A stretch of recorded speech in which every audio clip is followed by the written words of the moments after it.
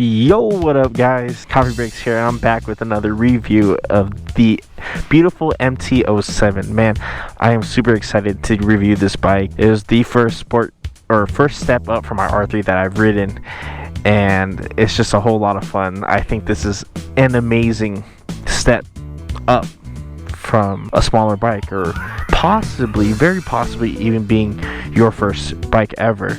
And let's go over it a little bit. This is a 2019 MT-07, so it's a 649cc motorcycle. Everything about it is stock, so I basically rented this out from somebody. He added aftermarket levers. This is an aftermarket windshield. Yeah, and then that's about it. He told me that he poked some holes in his exhaust to make it sound a little bit louder. It's just a pure stock parallel twin 4-stroke engine. Got the frame sliders on. So the front headlight is an LED light. I'm done with the halogen. I always complain about it, the halogen. It's just not the way to go. Flush mounts are annoying. Yamaha always has a problem with making these really ugly flush mounts that I call these Jigglypuff arms, because they flap every time you ride, especially the ones in the back.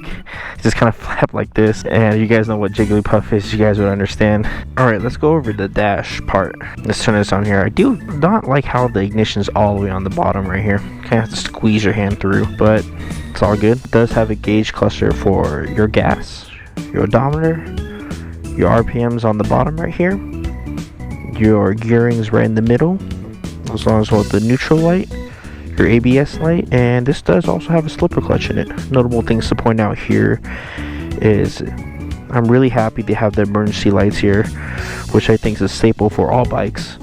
Left and turn signals are here, high beams, whatnot, blah blah blah. Guy put a RAM mount here, that's awesome. Yeah, let's turn this bike on. You hear that meaty sound from the MT-07. I love the sound. And I tell you guys again, when this bike is straight pipe, it just sounds disgustingly amazing. Let's go hear it.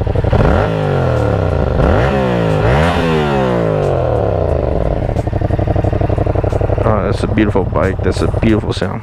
Alright guys, let's catch you guys on the road when I hit the canyons. Peace. Alright, time to go on the scenic loop of the Red Rock Canyon. And let's talk about this bike. We are on the road with the 2019 MT-07. And right off the bat, I can already tell you that this bike has a lot of low-end torque.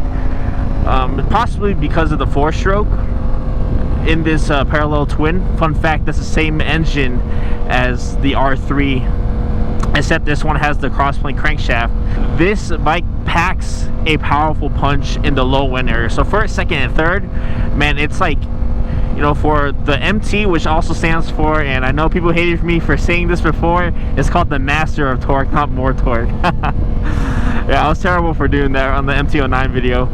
But yes, this does live up to the name. These MT-07s pack a huge good amount of torque at the low end RPMs. This bike is really such a perfect balance for a mid-range bike. Like, if I can live with a bike with good power, good low-end power, and good high-end power for the rest of my life, the MT-07 would be the bike. I can see why the MT-07s are really popular, and with such a good price point too for these bikes. You're looking around like what, $7 grand, $7,500, depending if it's ABS or non-ABS. To daily, this bike is really comfortable. You can't go wrong with it. It has enough power, low-end and high-end power, to get you through the roads. It's packed with such like a young, sporty look too. It's an excellent bike all around. The suspensions, they changed a little bit. The braking is still, not as bad. This has ABS though, so it is a little bit forgiving. The lower end Yamahas like the MT-07s and the R3s, the front brake was a little bit shaky, but you know, I'm gonna forgive it because it does have ABS, so it definitely helps assist in the safety of braking. Speaking of braking, this does come assisted with the assisted slipper clutch, so engine braking is definitely a lot easier. I mean, I have a habit of rev matching while I engine brake, so I always do that now. Whether it does have a slipper clutch, it's just kind of like embedded in my head that I just rev match when I engine brake. It's very comfortable, very upright. The seat height is 31.7 inches. Again, I'm 5'9", as always repeat in my videos, and I can totally flat foot this bike. Especially with boots on, it makes things a lot hell of easier. And the ergonomics is so good, especially with this windshield. And I know a lot of people will complain, it's like, oh, this windshield does nothing.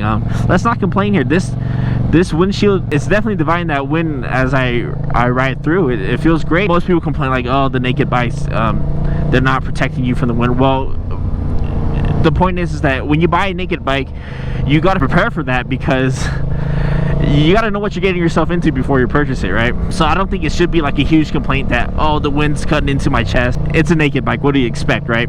Just going through gears is so smooth on Yamahas, like all Yamahas. I've ridden a lot of Yamahas, and the gearing box for Yamahas it's so unbeatable almost. It applies for such smooth turning. It's such a forgiving bike. I can't stress over it that the MT-07 is so much lighter too. It's about, what, a little bit over 400 pounds. And that mid-range power that this gives, I believe, beats the MT-09. It blows it out of the water, because it gives that such a good amount that it also doesn't get uncomfortable. Like the MT-09 has a lot of power to it. It's a lot of torque to it. So you're gonna have to ease the throttle a little bit more. I mean, this, you still have to ease the throttle, but not totally as much. It's such a forgiving bike. Like I said, the mid-range on this bike, it's beautiful. It's so forgiving. It applies for just smooth riding. This is the big question that I want to address as early as I can, is that can beginners start on this bike? And I'm a beginner myself, and 3 months into riding, I got a chance to ride the FZ07, a 2016 FZ07 to be exact. Let me tell you, this was the gateway to be able to ride better on a 600 or a 1000. This bike right here, you're looking at it, it's the MT-07 or the FZ07, was the gateway bike for me. Oh my god, what is that? It's like a little squirrel, a little mink or something. Can a beginner start on this bike? And I've said this before on when I was riding the FZ07. It's not a beginner bike, but it's a beginner friendly bike. So those are two separate things. Beginner bike mean that, oh yeah, this definitely, no, hands down, those 300s class sport bikes, they're starter bikes. Those are beginner bikes right there, hands down, no problem. And then beginner friendly bike is like a Ninja 650, right? It's a powerful bike, but can a beginner start on that bike? Yes, they can.